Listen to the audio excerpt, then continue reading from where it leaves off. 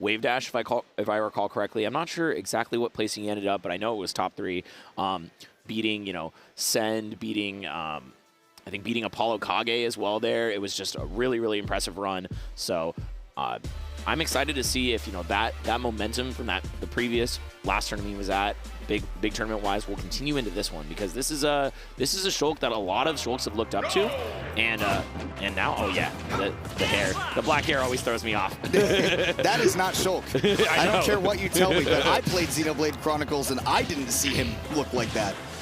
I mean, sometimes, you know, you got to spray paint your hair black, you know, whatever makes you happy. This skin in particular makes me so mad, because it makes him just look like a generic, like, isekai protagonist, right? Just like, oh, I've just got the black hair, the blue eyes, and the regular. Oh my goodness, the damage too right there. I mean, nearly getting that KO with the smash art. It's actually not that much damage. I was just thinking about, I thought that might send you to the blast zone. But you also have to talk about Bounce, his opponent, who so far has been keeping at least a pretty decent pace with Nicko.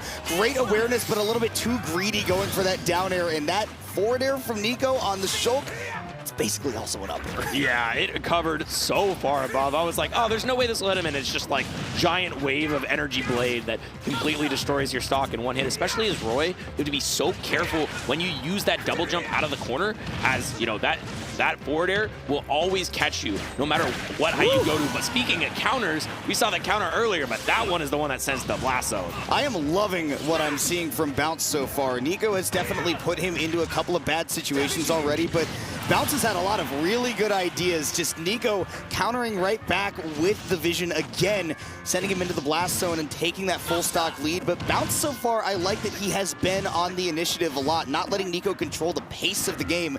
Bounce has had a lot of really good ideas of how to approach this matchup. You can see the damage racking up right now with that Buster Art.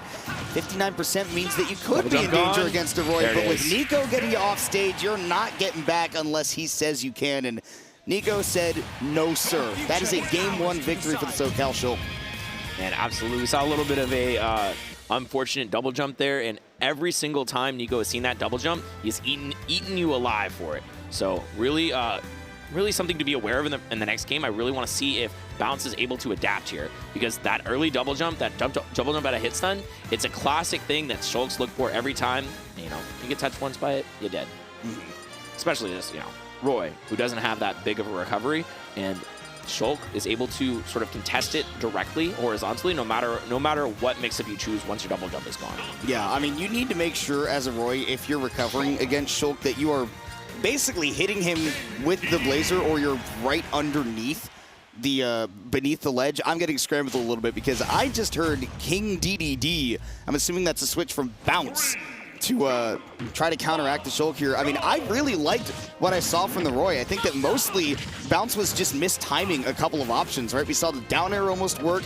We saw a couple of kill moves on stage, like a read with a forward smash that was just a little bit too early. But nonetheless, the counter pick to Battlefield will be trying to make this happen with the Dedede. But the problem is, do you have time to set up any of your traps to win this game? Right now, Nicko hasn't given him any time to do so. Dedede is large and he is dead.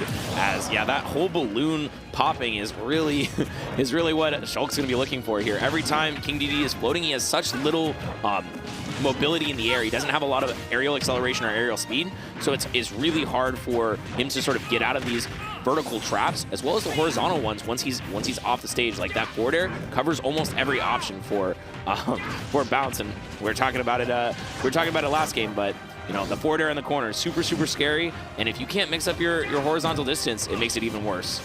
It's something that you have to be able to do as a Dedede, right, is find a way to get underneath the ledge where the Shulk can't just continually forward air you. But we'll have to see if Bounce can also get something started on stage. You got to be able to take stocks to win games, and though there has been a little bit of damage in a few trades, a committal get-up attack actually is going to let Nicko take a 3-stock-to-1 lead, and this is just the problem with this matchup, is that normally Dedede likes to be able to outrange you, toss out the Gordo, set up a bunch of traps around the stage, but Shulk does not care about that given the size of the Monado.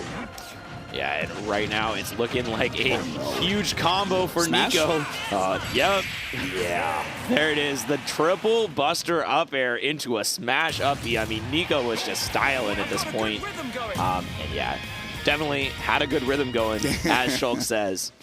I mean, there at the end, it just felt like, I mean, again, that game one looked like Bounce had so many good ideas, maybe just didn't have the crazy combo game